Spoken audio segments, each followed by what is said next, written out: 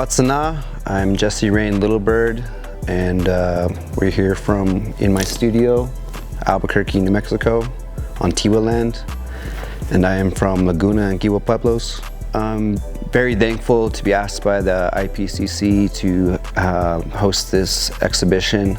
It's a very site-specific work and really using the space and looking at the roundness of the room and the height of the ceilings. What you're seeing in the space right now is 4 banners, or we're calling them scrolls, of landscapes. And to me, it's really just a reflectiveness of like prayer and like ritual even, in looking at different times of the seasons and different times of day of a landscape. And in terms of like the scale and the size, really wanted to put the viewer like they're there walking through, almost like windows to a new scape. So a lot of my practice inspired and involved from just being here in my ancestral homelands. So I pull a lot of inspiration just from the land itself, a lot of oral tradition and stories, and then just individuals that I've met in my life.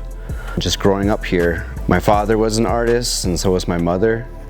And so I was always in a household surrounded by art and creativity, and I was very much nurtured from the start to be an artist.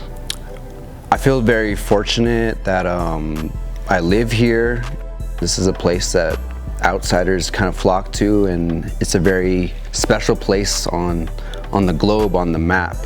I remember my dad always saying, like, the earth is not the place you put your hand on the map, but it's the place you put your hand on the earth. Just this whole area is not defined by these borders that we have, but it's also just defined by the way the migration routes have worked and the way how we've moved across this land and we know these places. I think just ever since I was a kid, I've always had this just like call to be in like places in different times of day and different types of seasons. And so really just paying attention to the change of the time, the change of the seasons, and just being really aware of like the sense of place. I find myself more and more called to be into like a place that has a lot more rootedness and groundedness. And my work kind of reflects that, because it's got this like chaotic nature to it sometimes, but it also has this real sense of like tranquility and rooted groundedness and peacefulness. So being an artist in general, but being specifically an indigenous artist, definitely feel I come from a long line of people before me that have put in the work and put in a lot of blood, sweat, and tears, and made it possible for me even to be able to have a voice. I'm very fortunate in that. When I was a little kid, some of my most like early memories and some of my strongest memories were being around the fireplace during winter time and listening to different oral stories from like here regionally, you know, so a lot of Pueblo stories, but from a bunch of different indigenous people all over the globe. And it definitely relates to my work in the sense that you really have to start paying attention after a while. Like, it's not just one image that makes up a story. It's a bunch of different images that if you're really listening and you have your heart open, you begin to understand a little bit more. And that's kind of been the root of a lot of my practice, is coming back to that kind of narrative structure in a way.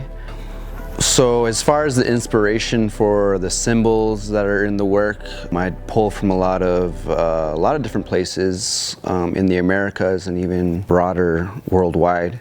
I've researched a lot of different petroglyphs and just glyphs in general across the world. And so finding similarities and comparing them, almost approaching it from like a graffiti background. And when I was younger, I did a lot of graffiti, and I think it's almost like a rite of passage for a lot of visual artists in some way. And I feel like there's this charge that you have to reflect your environment, but also history in general.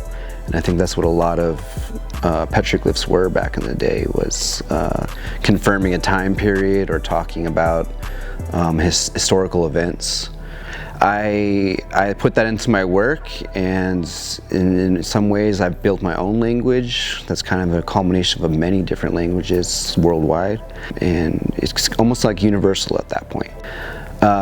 As far as the materiality of the work, I like to use materials that are very accessible, using stuff to I think across all my work, the number one thing that you find in it is this like crayon, like oil pastel thing. So it has this like inherent youthfulness and playfulness to it, just in that sense. Because any kid from like young to an adult can pick up a crayon and put their mark on something and write something or say something.